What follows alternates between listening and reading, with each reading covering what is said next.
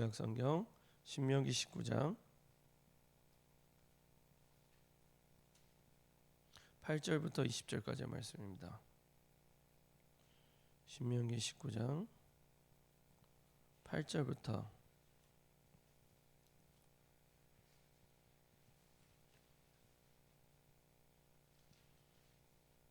20절까지의 말씀입니다.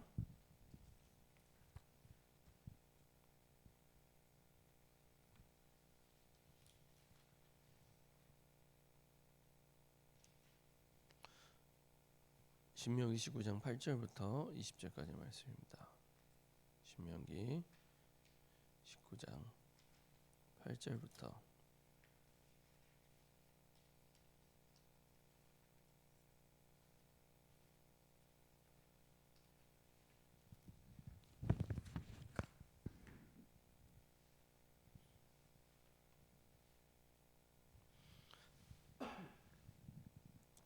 8절부터 20절까지 같이 한 목소리로 합독하도록 하겠습니다. 내 하나님 여호와께서 내 조상들에게 맹세하신 대로 내 지경을 넓혀 내 조상들에게 주리라고 말씀하신 땅을 다 내게 주실 때 또 너희가 오늘 내가 너희에게 명하는 이 모든 명령을 지켜 행하여 내 하나님 여호와를 사랑하고 항상 그의 길로 행할 때에는 이 셋 외에 새 성읍을 더하여 내 하나님 여호와께서 내게 기업으로 주시는 땅에서 무죄한 피를 흘리지 말라. 이같이 하면 그의 피가 내게로 돌아가지 아니하리라. 그러나 만일 어떤 사람이 그의 이웃을 미워하여 엎드려 그를 기다리다가 일어나 상처를 입혀 죽게 하고 이 한 성읍으로 도피하면 그 본 성읍 장로들이 사람을 보내어 그를 거기서 잡아다가 보복자의 손에 넘겨 죽이게 할 것이라. 내 눈이 그를 긍휼히 여기지 말고 무죄한 피를 흘린 죄를 이스라엘에서 제하라. 그리하면 내게 복이 있으리라. 내 하나님 여호와께서 내게 주어 차지하게 하시는 땅 곧 내 육아서인 기업의 땅에서 조상이 정한 내 이웃의 경계표를 옮기지 말지니라. 사람의 모든 악에 관하여 또한 모든 죄에 관하여는 한 증인으로만 정할 것이 아니요 두 증인의 입으로나 또는 세 증인의 입으로 그 사건을 확정할 것이며 만일 위증하는 자가 있어 어떤 사람이 악을 행하였다고 말하면 그 논쟁하는 쌍방이 같이 하나님 앞에 나아가 그 당시의 제사장에게 재판장 앞에 설 것이요 재판장은 자세히 조사하여 그 증인이 거짓 증거하여 그 형제를 거짓으로 모함한 것이 판명되면 그가 그의 형제에게 행하려고 꾀한 그대로 그에게 행하여 너희 중에서 악을 제하라. 그리하면 그 남은 자들이 듣고 두려워하여 다시는 그런 악을 너희 중에서 행하지 아니하리라. 아멘. 자, 한번 기도하고 말씀 나누도록 하겠습니다. 참 좋으신 하나님 감사드립니다. 하나님의 은혜 속에 우리를 구원하여 주시고 자녀 삼아 주시고 특별히 하나님 우리에게 약속하신 전도와 선교와 세계 복음화를 위한 하나님의 복과 축복을 누릴 수 있도록 우리에게 신분과 권세를 주심을 감사드립니다. 우리에게 이미 약속하신 그 응답과 축복들을 날마다 누릴 수 있도록 살아계신 하나님의 말씀이 우리 생각, 마음, 영혼 속에 편집되며 하나님 그 속에서 설계가 되고 그 속에서 디자인될 수 있도록 주님 인도하여 주시옵소서. 우리 생각, 마음, 영혼 속에 하나님의 말씀을 통하여 하나님 주신 축복을 누리지 못하게 하는 모든 불신앙과 흑암이 결박되게 하시고 하나님의 나라가 임할 수 있도록 주님이 인도하여 주옵소서. 감사드리며 주 예수 그리스도의 이름으로 기도합니다. 아멘. 한겨날 말씀 제목은 지경을 넓히라. 지경을 넓히라 라는 제목을 가지고 말씀 나누도록 하겠습니다. 특별히 오늘은 광야 길이 끝날 때쯤에 이 신명기 자체가 사실은 그 광야의 이제 거의 마지막 여정입니다. 신명기는 그 모세가 이 약속의 땅에 들어가기 전에 마지막으로 약속의 땅에 들어가서 인도받아야 될 하나님의 백성의 삶에 대해서 이게 어떻게 인도받아라라고 말씀한 내용입니다. 그것도 모세의 유언과도 같은 내용이다 이렇게 얘기를 합니다. 그래서 본인은 약속의 땅 가나안 땅에 들어갈 수 없지만 들어가서 저 우상 숭배하던 가나안 땅의 사람들이 있는 땅에 들어가서 하나님의 백성으로 어떻게 살아야 될지를 내용이 나와 있는 그런 내용이 이 신명기입니다. 그때 이제 하나님이 모세를 통해 주신 말씀은 내 지경을 넓히라, 이런 말씀입니다. 그래서 특별히 여러 가지 많은 상황 속에서 어떻게 하나님의 백성으로 누리며 인도받아야 될지를 말씀하고 있습니다. 특별히 명한 길로 가라. 첫 번째로 명한 길로 가라. 그 말씀은 지금도 성부 하나님께서 말씀을 성취하고 계시는데 하나님의 그 말씀이 우리 삶에 편집이 될 때, 그때부터 내 인생을 향한 하나님이 원하시는 설계가 되고 그리고 우리 현장에 맞는 디자인이 되기 시작합니다. 그래서 모든 사건과 일을 두고 가장 먼저 응답받아야 될 것이 하나님께서 우리에게 뭐라고 말씀하시는지, 그리고 그것을 넘어서서 우리에게 분명히 지경을 넓히기 위한 하나님의 계획이 있는데 그것이 무엇인지 이것을 찾는 일입니다. 그래서 하나님의 말씀을 편집할 때, 하나님의 말씀을 편집하라는 말은 하나님의 말씀을 가지고 그 속에서 답을 찾고 그리고 그 속에서 하나님이 원하는 것을 설계하고 그리고 현장에 맞는 축복들을 찾아내는 일들입니다. 예를 들면 유 목사님 같은 경우에는 내 인생 가운데 뭘 하면 좋을까라고 이제 기도하는 가운데, 특별히 말씀을 정리하는 가운데 찾아낸 답이 전도였습니다. 전도. 그게 이제 말씀을 편집해서 나온 답입니다. 그래서 전도라는 걸 가지고 모든 책들, 그리고 특별히 성경 속에 남아 있는 답들을 쭉 정리하신 거죠. 그 속에서 뭐가 나왔냐? 이제 하나님신 말씀을 가지고 이제 전도를 기획하는 내용이 나오는 겁니다. 전도를 기획. 그걸 보고 설계라고 해요. 설계. 그리고 그 속에서 현장에 맞게 이제 디자인되는 거죠. 현장의 필요에 맞게. 그걸 보고 이제 디자인됐다 이렇게 얘기합니다. 그래서 막연하게 생각하지 마시고 구체적으로 정말로 하나님 내게 원하시는 부분이 무엇인가, 이것을 말씀 속에서만 찾을 수 있습니다. 그러면은 그걸 가지고 쭉 편집해 가는 거죠. 거기에 관련된 모든 것들을 살펴보면 그 속에서 하나님 내게 원하시는 통찰력이 나옵니다. 보통 영감이라고, 영감. 하나님이 원하시는 답이, 통찰력이 전체를 보는 가운데 흘러가는 흐름이 보이고 내게 원하는 부분이 보입니다. 이제 그거 붙잡고 이제 말씀으로 정리하고 그 관련된 책들을 가지고 정리하면서 하나님이 원하시는 기획을 하는 거죠. 저 여러분들의 인생을 설계하는 겁니다. 그 속에서 실제 현장에 꼭 필요한 부분들이 디자인되기 시작합니다. 그래서 하나님이 원하시는 방향이 나오면 그걸 가지고 설계할 때는 당연, 필연, 절대를 가지고 이제 설계하시면 됩니다. 특별히 우리에게 와 있는 문제를 두고요, 당연, 필연, 절대로 쭉 정리하시면 됩니다. 일단 나에게 문제가 왔다면, 그리스도 안에 있는 나에게 문제가 왔다면 당연하게 올 게 왔구나. 특별한 게 아닙니다.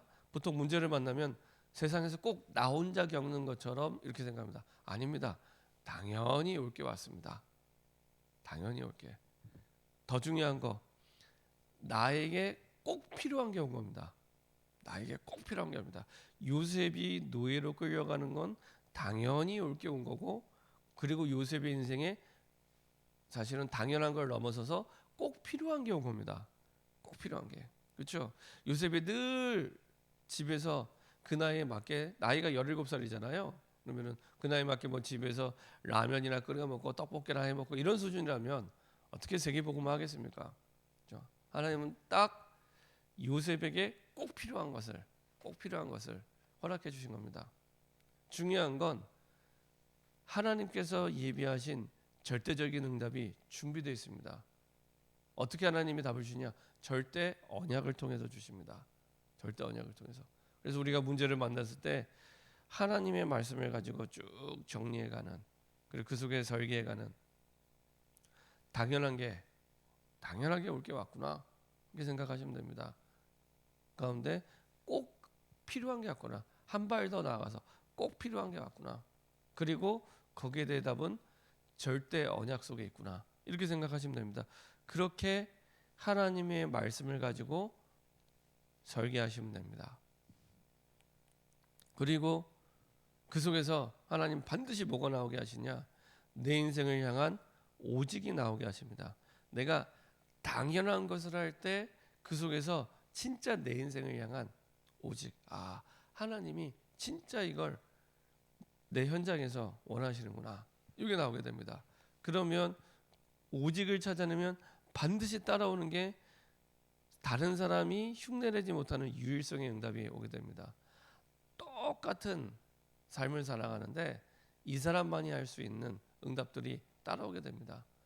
그리고 그 속에서 똑같은 일인데 완전히 새로운 인생 작품을 만들게 됩니다. 그게 재창조입니다. 전에 한번 그 유대인에 관련된 그 다큐멘터리를 이렇게 보는데 그 유대인 그 노벨상을 탄 여자분인데요. 유대인인데 나이 70세 노벨상을 탄 분이 이제 인터뷰를 하게 됐습니다. 근데 이제 그 유태인들이 노벨상을 어마어마하게 타갔어요. 뭐 그 비율로 따지면은 전 세계에 유례가 없을 만큼 지금까지 유대인만 노벨상을 탄 사람이 180명이 넘습니다. 그러니까 전체 노벨상 수상자의 22%가 넘습니다. 어마어마한 숫자죠. 왜냐? 전 세계 종족이요 13,000 종족이 있다고 얘기합니다. 뭐 어떤 분은 뭐 2만 종족이 있다고 얘기를 하는데 보통 보편적으로 13,000 종족이 있는데 한 종족이 노벨상의 22%를 쓸어갔다는 얘기는 이거는 거의 그 전무후무한 독보적인 비율입니다. 이거는 있을 수가 없는 비율입니다. 22%를 유대인들이요 어느 정도로 대단하냐면 그 하버드 대학의 학생들의 30%가 유대인입니다. 하버드 대학의 학생 수의 뭐 30명, 300명만 돼도 대단한데 300명이 아니라 30%, 약 6천 명이 다닌답니다. 하버드 대학에 유대인만. 미국에 150개 종족이 살아가는데 그리고 하버드 대학은 미국의 대학이 아니라 전 세계 탑 클래스의 대학이잖아요. 근데 유대인만 30%, 약 6천 명이 하버드 대학만. 대단하죠. 예일 대학도 마찬가지랍니다. 예일 대학 같은 경우에도 25% 이상이 유대인입니다. 그래서 그 안에 유대인 학생회가 있습니다.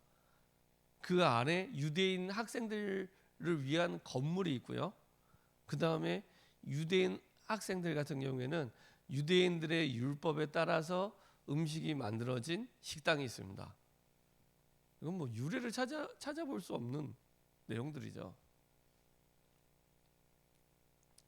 복음을 모르는데 성경 속에서 나온 조금 내용들을 찾았을 뿐인데, 근데 이제 그런 비유를 두고 기자가 질문한 겁니다. 어떻게 이렇게 유대인들이 이런 응답을 받게 되냐 했더니 그 노벨상을 탄 70대 그 할머니죠, 할머니.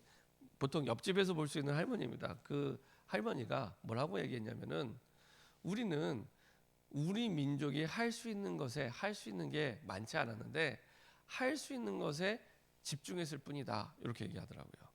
그 할머니가 우리 민족이 할 수 있는 게 별로 없었대요. 늘 핍박, 서름. 근데 어느 정도로 서름을 당했냐면은 유럽 같은 경우에는 거의 그 동물 취급 당할 만큼 유대인들이. 그래서 지금도 예를 들면 독일 같은 경우에 그 쾰른 대성당인가요? 600년 동안 만들어진 성당이 있는데 거기에 이렇게 그 암각화를 보면은 어떻게 표현되어 있냐면은 돼지 있잖아요, 돼지의 젖을 빨아먹는 유대인 이렇게 표현되어 있습니다. 돼지의 젖을 빨아먹는 유대인. 그러니까 유대인들은 율법상 굽이 갈라진 음식을 먹을 수가 없습니다. 굽이 갈라진 음식을 먹을 수 없는데 그런 유대인들을 이게 풍자해서 아주 천하게 보는 거죠. 그렇게 하면서 중세 시대 때 거기다가 그림을 암각화를 이제 이 조각을 새겨놓은 겁니다. 그래고 돼지를 이렇게 한 사람이 들고 있는데 이게 돼지의 젖을 빨아먹는 사람이 있어요. 그게 유대인이라는 얘기입니다. 얼마나 비참하게. 그리고 이제 그 사람들이 이제 미국으로 들어와서 전 세계 1,300만 유대인 가운데 650만 명이 미국에 있다고 합니다. 미국에 이제 1950년대 이제 사람들이 얼마나 이 유대인들을 싫어했냐면 그 상점 같은데 이렇게 붙여놨답니다. 개와 유대인은 출입하지 마시오. 그러니까 뭐 거의 개 취급을 받은 거죠. 얼마나 참 이 한이 될 만큼. 심지어는 그 다큐멘터리에 나오는 그 유대인 할머니, 이 할머니 말고 다른 할머니 같은 경우에는 그 초등학교 3학년 때 선생님이 일부러, 학생 친구도 아니에요, 선생님이 일부러 화장실을 못 가겠대요. 그 앉은 자리에서 오줌을 쌌답니다. 그것을 이분이 70이 넘었는데 그걸 기억해요. 상처가 됐던 얘기죠. 눈물이 글썽글썽해요. 얼마나 서름을 당했는지. 그것도 친구가 아니라 선생님이 화장실을 못 가게 해서 앉아서 그 자리에서 오줌을 쌌답니다. 참 비참하게 살았구나. 근데 이 사람들이 할 수 있는 것에 집중했을 뿐인데 이렇게 됐다라고 얘기를 하더라고요. 그러면서 우리가 문제를 만났을 때 특별하게 새로운 뭔가를 하는 게 아닙니다.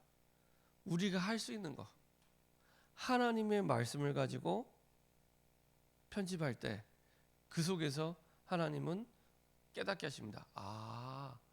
당연하게 올 문제가 왔구나. 그리고 그걸 넘어서서 나에게 하나님이 꼭 필요한 응답을 주시려고 꼭 필요한 거 주셨구나. 그리고 그 속에서 답을 어떻게 찾냐? 절대 언약을 준비해 놓고 나를 인도하고 계셨구나. 이렇게 하나님이 쭉 그 하나님이 주신 말씀을 찾아가면서 내 지경을 넓혀가게 하십니다. 늘 우리는 우리의 틀 속에 갇혀 사는데, 주일날도 말씀드렸지만 내가 보고 싶은 것을 보고 내가 듣고 싶은 걸 듣도록 우리의 틀 속에 딱 갇혀 살았는데, 이거를 뛰어넘어 우리의 지경을 넓히도록 세계복음화해야 되니까요. 세계복음화해야 되니까 그 틀을 뛰어넘을 수 있도록 하나님은 사건이나 문제나 여러 가지 우리의 고민, 갈등을 통해서 그것을 이제 뛰어넘도록 하나님이 인도하시죠. 그래서 그 속에서 하나님께서 모든 것들을 인도해 주십니다. 그래서 우리가 어떻게 인도받느냐? 하나님의 주신 말씀이 가는 대로, 특별히 말씀이 성취되는 방향으로, 말씀이 응답되는 방향으로 인도받으면 가장 정확합니다. 우리가 보통 전도 캠프 할 때도 마찬가지입니다. 말씀을 받고 현장에 갔는데 하나님이 막으시는 길이 있고 열어주시는 길이 있습니다. 근데 막으시는 길을 굳이 이게 좀 이렇게 피 터지게 싸우면서 문이 아닌데 문을 이렇게 벽을 깨가면서 문을 만드는 그럴 필요가 없습니다. 문이 아닌 곳에 가는 게 아니라 하나님이 길을 열어주는 곳으로 가면 되거든요. 그래서 하나님이 주신 말씀 따라 막으시면 멈추고 열어주시는 방향으로, 그걸 보고 성령 인도라고 얘기를 하는데요. 그렇게 하나님이 명한 길로, 하나님이 말씀 주시는, 말씀이 성취되고 말씀의 응답을 주시는 방향으로 인도받으면 됩니다. 거기에 가장 큰 걸림돌은 납니다. 그래서 두 번째로 경계표를 움직이지 말라. 경계표를 움직이지 말라. 그 말은 쓸데없는데 우리의 시간과 우리의 힘을 낭비하지 말아라. 거의 쓸데없는데 시간을 낭비하는 가장 큰 이유는 납니다. 내가 용납할 수 없고, 내가 싸워야 되고, 내가 가만히 있을 수가 없는 거예요. 내가 막 말하게 되고요, 내가 막 행동하게 되고요, 내가 견디지 못하는 겁니다. 그래서 불필요한 시간에 문제를 해결하는 게 아닌데 내가 이것을 말하지 않고 행동하지 않으면 견딜 수가 없는 거예요. 거기에 우리 시간과 말과 다 낭비하게 되는 겁니다. 사무엘상 17장 28절 29절에 보면은 이렇게 말씀하고 있습니다. 그 다윗이 드디어 이 골리앗과 싸우게 되는 장면인데요. 이때 전쟁터에 온 다윗을 보고 큰형 엘리압이 한 얘기입니다. 28절에 큰형 엘리압이 다윗이 사람들에게 하는 말을 들은지라 그가 다윗에게 노를 바라요. 노를 바라요. 이르되 내가 어찌하여 이리로 내려왔느냐 들에 있는 양들을 누구에게 맡겼느냐 나는 내 교만과 내 마음의 완악함을 아노니 내가 전쟁을 구경하러 왔다다. 이거는요 단순히 다윗이 와서 한 얘기가 아니라 오랫동안 쌓여 있다가 이제 터진 거죠. 아버지가 보낸 건데 다윗이 온 게 아니지. 아버지 이새가 심부름을 보낸 거잖아요. 근데요 다윗이 뭐라고 얘기했냐? 다윗의 대답입니다. 다윗이 이르되 내가 무엇을 하였나이까? 아니 무슨 죄를 지은 것도 아니고 아버지 심부름으로 왔는데 내가 무엇을 하였나이까? 어찌 이유가 없으리까 하고 돌아서서 다른 사람을 향하여 전과 같이 말하며 백성이 전과 같이 대답하니라. 안 싸웠어요. 충분히 싸울 수 있는 이유가 되잖아요. 충분히 할 말도 있고 싸울 수 있는 이유도 있잖아요. 근데 형하고 안 싸웠어요. 왜냐? 지금 다윗이 이 전쟁터에 있는 목적은 형이 아닙니다. 형하고 싸우는 게 목적이 아닙니다. 그죠? 골리앗과 싸워서 인도받고 응답받는 게 목적이잖아요. 그러니까 형하고 충분히 싸울 수 있는데 형하고 싸우지 않습니다. 근데요 99.9%가 사실은 이 엘리압의 말을 듣고 엘리압과 싸웁니다. 99.9%가. 그래서 어려운 겁니다. 근데 왜 그러냐? 내가 화가 나는 거예요. 내가 견디지 못하는 겁니다. 내가 말이라도 해야 되고 내가 뭔가 행동을 해야지 막 문제가 해결되고 뭔가 될 것처럼. 근데요 해보시면 알겠지만은 문제가 해결되는 건 아무것도 없습니다. 악화되면 악화됐지 문제가 해결되면 아무것도 없어요. 내 마음은 시원해지는 것처럼 보이지만 나중에 더 힘들고 더 갈등하게 되고 더 어려움 당하게 됩니다. 그렇죠? 하나님이 주시는 말씀에 응답 따라가야지. 사실은 쓸데없는 것에 불필요한 것에 시간을 낭비하면 바로 갈 수 있는 길을 40년을 돌아서 간 이스라엘 백성처럼 계속 돌아서 가는 겁니다. 계속. 자, 그래서 불필요한 것에 시간과 에너지 낭비하지 말고 하나님이 말씀 주시는 응답 따라 하나님이 성취하시는 그 말씀 따라 가면 됩니다. 결론입니다. 우리에게 주어진 시간이 많지 않습니다. 우리 인생의 끝을 알고 오늘을 준비할 때 사실은 그 속에서 집중할 수 있는 힘도 나오고 그리고 중요한 내용도 나오게 됩니다. 그래서 유 목사님도 자주 말씀하시는 게 군대 가는 렘넌트들에게 군대 보통 뭐 요새 18개월이잖아요. 그러면 18개월 동안 어차피 18개월 가고 오잖아요. 그러면은 18개월 동안 내가 뭘 해야 될지 하나님 앞에서 결정하고 말씀 붙잡고 가라 이렇게 얘기하시더라고요. 18개월 동안. 그러니까 그 끝을 알고 내가 뭘 준비해야 될지 그래야 그 18개월이 사실은 가장 중요하고 의미 있는 시간으로 내 지경을 넓히는 중요한 축복의 시간이 됩니다. 그러면 우리의 사는 날을 계수하는 지혜가 필요합니다. 그렇죠? 영원히 살 것처럼 보지만 그렇지 않습니다. 반드시 하나님 나라로 부름받는 그 시간이 있습니다. 그게 10년이 될 수도 있고 20년이 될 수도 있고 30년이 될 수 있습니다. 그러면 그 30년을 두고 하나님 내가 뭐 하면 좋겠습니까? 사실은 10가지 발판에 나와 있는 대로 우리 모든 사람들은 하나님께 천국에 가는 그 날짜만 모를 뿐 사실은 시한부 인생입니다. 시한부 인생인데 그때까지 하나님 내가 뭐 하면 좋겠습니까? 10년이면 10년, 20년이면 20년, 그렇죠? 그 끝을 두고 오늘을 준비할 때 가장 중요한 축복의 시간, 응답의 시간이 됩니다. 그 전에 어떤 그 할아버지가 90이 넘으신 할아버지가 그 얘기를 하시더라고요. 본인이 60세에 은퇴를 하고 이제 내가 평생 다 살았구나 하고 은퇴하고 나서 그냥 쉬셨대요. 특별히 뭘 하는 거 없이 그냥 쉬셨대요. 근데 이분이 건강하셨는지 안 돌아가시더래요. 그래서 얼마까지 사셨냐? 90세까지. 그 당시에도 살아 계셨으니까 90이 넘으셨는데 계속 살아계신 거예요. 92세인가 93세 계속 살아계신 거예요. 근데 이분이 나중에 80이 넘어서 새로운 일을 시작하신 겁니다. 그래도 그렇게만 했는데도 거의 이제 10년 가까이 그 일을 하셨는데 80이 넘으셔서 이제 본인이 전에 하고 싶었던 그 공부, 일에 대한 공부를 그때 시작하셨대요. 근데 그때 하셨는데도 10년을 더 하신 겁니다. 그러면서 사실은 말이죠. 내가 이럴 줄 알았으면은 은퇴하자마자 할 걸. 은퇴하자마자 할 걸. 이런 얘기를 하시더라고요. 90이 넘으셔서. 그러니까요.